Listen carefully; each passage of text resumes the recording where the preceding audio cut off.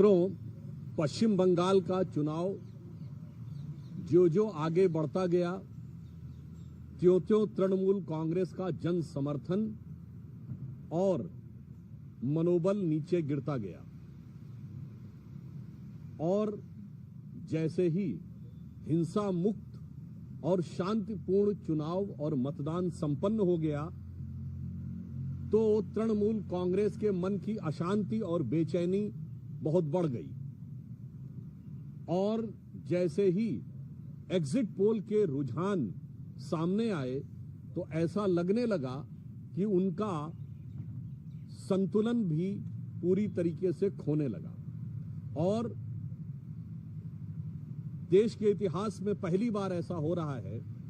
जब किसी ऐसे राज्य में जहां पर की चुनावी हिंसा एक सामान्य और सहज बात हो गई थी, 2018 के पंचायत चुनावों में 75 लोगों की हत्या हुई थी। उस राज्य में यदि विधानसभा के चुनाव बगैर कोई विशेष हिंसा के संपन्न हो जाएं और तब किसी के मन में आपत्ति हो, तो मेरा सवाल उठता है कि संविधान किन लोगों के रहने पर खतरे में है। अब जिस प्रकार से तृणमूल कांग्रेस ने अनर्गल निराधार आरोपों को मुद्दा बनाकर सर्वोच्च न्यायालय जाने का प्रयास किया, ये भी उनकी चिर परिचित छटपटाहट और बौखलाहट का ही एक प्रमाण है। विगत 10-12 वर्षों में भिन्न भिन्न न्यायालय के स्तरों पर लगभग 80 बार से अधिक टीएमसी कोर्ट जा चुकी है और हर बार उसे मुंह की खानी पड़ी। सर्वोच्च न्यायालय ने भी आज स्पष्ट रूप से संवैधानिक दृष्टि से किसी चुनावी प्रक्रिया में हस्तक्षेप करने से की तृणमूल कांग्रेस की याचिका खारिज कर दी। उल्लेखनीय बात यह है कि श्री रामलला विराजमान के खिलाफ बाबरी मस्जिद एक्शन कमेटी का केस लड़ने वाले तमाम आतंकवादियों के प्रति सहानुभूति रखने वाले और तृणमूल कांग्रेस के प्रति राजनीतिक रूप से अभिभूत रहने वाले श्री कपिल सिब्बल जी की याचिका आज पूरी तरीके से खारिज कर दी गई। अब उनके मन में जो प्रश्न उठता था कि उनको अमुक केंद्र सरकार के कर्मचारियों पर भरोसा नहीं है, राज्य सरकार के कर्मचारियों पर भरोसा है, तो मैं ममता जी से कहना चाहता हूं, आज भरोसे का सवाल आपके खुद के ऊपर है। जब आईपैक के ऊपर रेड हुई तो ये पहली बार ऐसा हुआ जबकि कोई मुख्यमंत्री स्वयं वहां पहुंच गई, अर्थात उनको अपनी पुलिस और अपनी राज्य सरकार की एजेंसी पर भरोसा नहीं था। पॉइंट नंबर 2, वो वहां पर खुद अंदर गई, अर्थात उनको अपने पर्सनल स्टाफ पर भी भरोसा नहीं था। पॉइंट नंबर 3, उन्होंने खुद उठाकर वो हरे रंग की फाइल अपने हाथ में रखी, अर्थात उनको अपने किसी निजी सहयोगी पर भी भरोसा नहीं था।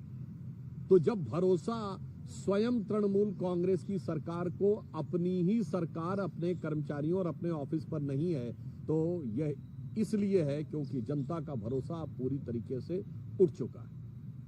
और मेरा ये सवाल है इंडी गठबंधन से और सारी देश की जनता को ध्यान से इस विषय को देखना चाहिए कि जहां पर शांतिपूर्ण मतदान होने पर, हिंसा मुक्त मतदान होने पे, हत्याएं न होने पर किसी को समस्या उत्पन्न हो रही है, इससे बहुत साफ है कि हिंसा, दबाव, भय और आतंक के आधार के ऊपर जो सत्ता बनाने का प्रयास था वह आज पूरी तरीके से भरभराता जा रहा है और संवैधानिक उपकरणों का इस प्रकार से दुरुपयोग करना और संवैधानिक संस्थाओं में बार बार जाकर न्यायालय को इतनी बार जाना, मुझे लगता है कि यह न सिर्फ आपकी राजनीतिक हताशा को दर्शाता है, बल्कि यह भी दर्शाता है कि संवैधानिक व्यवस्थाओं में आपकी आस्था नहीं है और उसका आप दुरुपयोग करना चाहते हैं। आज का जो सर्वोच्च न्यायालय का निर्णय है